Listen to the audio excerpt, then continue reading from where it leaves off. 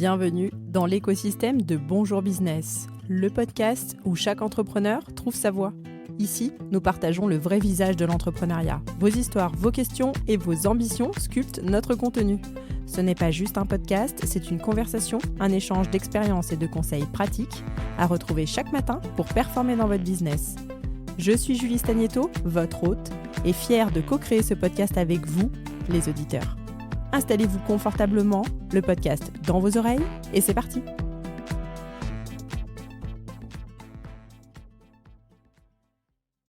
Bonjour à tous et soyez les bienvenus dans le deuxième épisode de notre série Créer son média. Aujourd'hui, nous allons approfondir comment transformer votre média en contenu de valeur en faisant de lui le pilier de votre stratégie de contenu.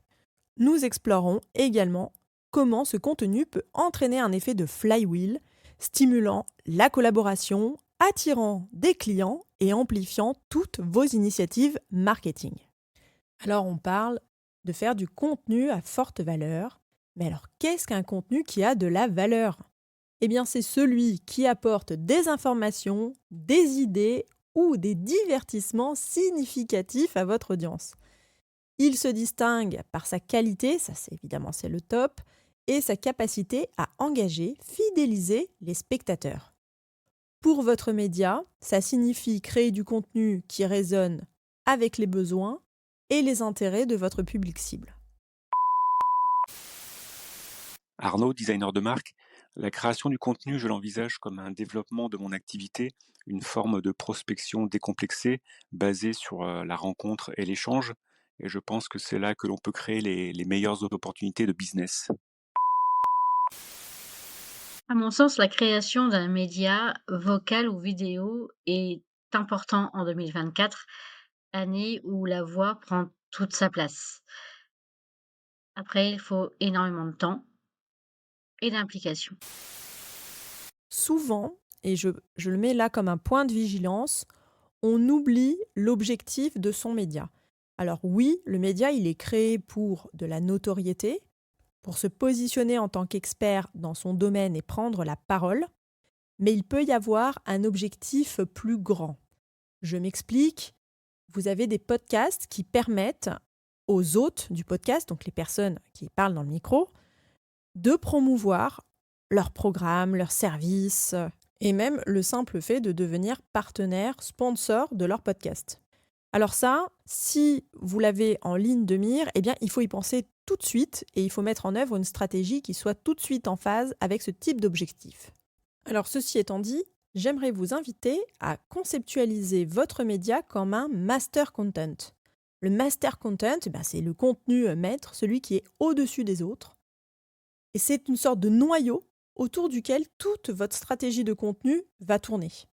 Qu'il s'agisse d'un blog, d'un podcast, d'une chaîne YouTube, chaque pièce de contenu que vous produisez va ensuite être déclinée en de multiples formats secondaires dans d'autres médias sociaux ou sur d'autres formats. Exemple, je crée un épisode de podcast. De cet épisode, je découpe et je fais des articles pour LinkedIn. Ensuite, je fais une synthèse de mon podcast et j'en fais une newsletter.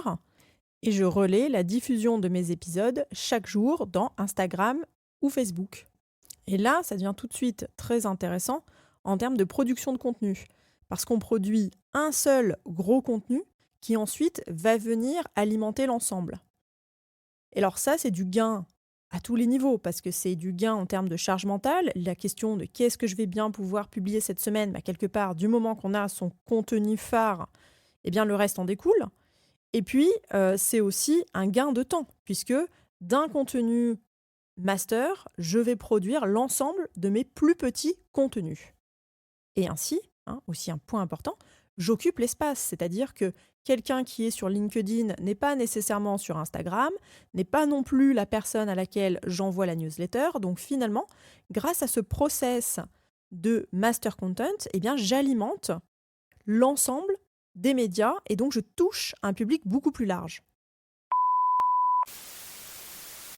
Alors clairement, quand on a un média, il faut absolument, bien sûr, c'est un pilier de ma création de contenu, en tout cas en ce qui concerne mon podcast. En revanche, il faut le partager et le partager souvent et beaucoup. Moi, je le fais pas assez. On dit qu'il faut le partager 7 fois.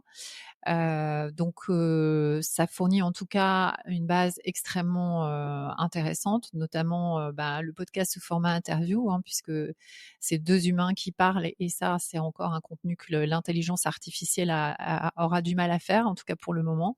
Donc oui, clairement un gros pilier de la création de contenu à utiliser également pour se servir comme base de départ pour du personal branding et puis pour évidemment pouvoir faire connaître son business. Maintenant, il y a un effet que j'aime beaucoup, et je l'aime tellement que j'en ai fait un bootcamp, c'est l'effet de flywheel.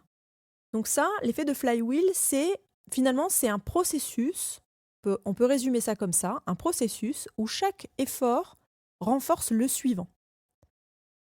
Donc par exemple, pour votre média, ça peut améliorer la collaboration. Si vous invitez des experts, des influenceurs, des collaborateurs, des confrères, eh bien, ils vont partager votre contenu avec leur propre réseau et vous allez engendrer autour de vous un effet collaboratif. Coucou, c'est Delphine de Jao Learning. Alors, la façon dont je vois le média, je trouve que c'est vraiment puissant, que ce soit un podcast, que ce soit une chaîne YouTube, que ce soit une newsletter. Ça permet de donner du contenu qu'on peut réutiliser sur d'autres supports après.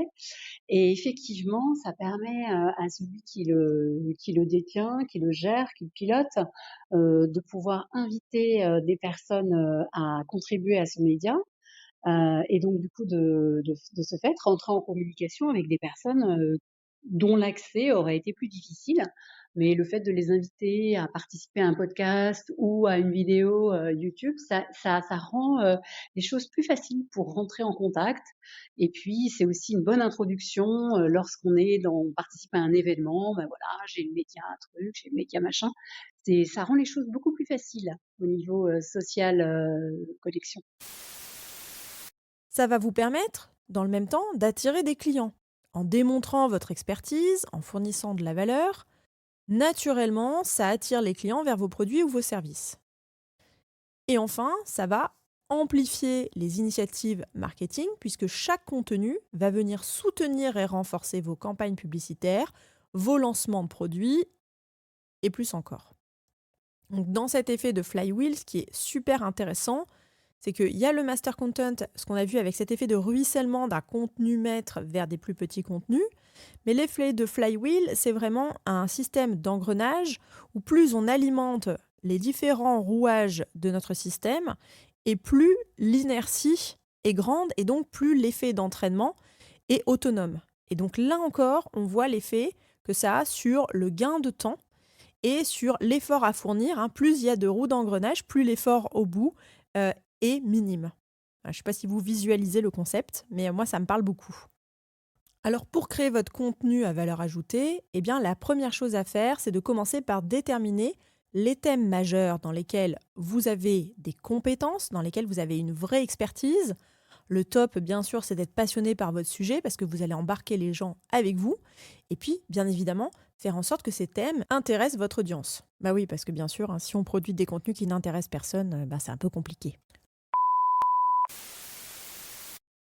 Là aussi, toujours avec ce même esprit mitigé, je pense que ça peut clairement engendrer de belles rencontres, qu'on peut apprendre plein de choses, qu'on peut ressentir beaucoup d'empathie en entendant parler et partager d'autres personnes.